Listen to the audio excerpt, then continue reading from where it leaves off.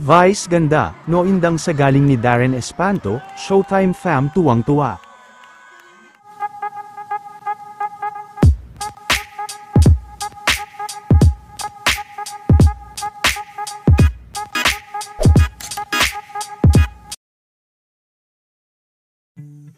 Bukod sa pangmalakasang performance nila Vice ganda kanina, ay talagang nakaagaw naman ng pansin, at marami ang tuwang-tuwa, sa mga pinagawa ni Vice kay Darren, at panggagaya nito ng mga boses ng mga kapamilya singers, aliw na aliw at napahanga din nito ang iba pang mga Showtime host.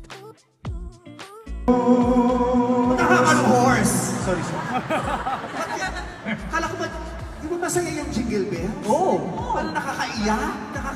Ayoko ng version mo. Anong version mo? Gusto kong version yung kay Gary V. Hindi mo kaya. Jingle bells, jingle bells, jingle all the way.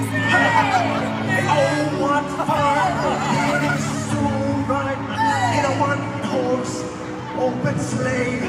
Hey! Galing naman ang batang to. Galing na ako. Yan lang ang kaya mo. Hindi mo kayang gayahin. Isa ko pang paboritong singer. Sino? Si Vito. Jingle bells, jingle the way. Konti pa, di ba? Promise ko sa'yo, papamomenting kita. Sige pa, konti pa. It is to ride on a one-horse open sleigh. Hindi mo kaya yung ginagawa sa ASAP, yung sabay-sabay silang tatlo.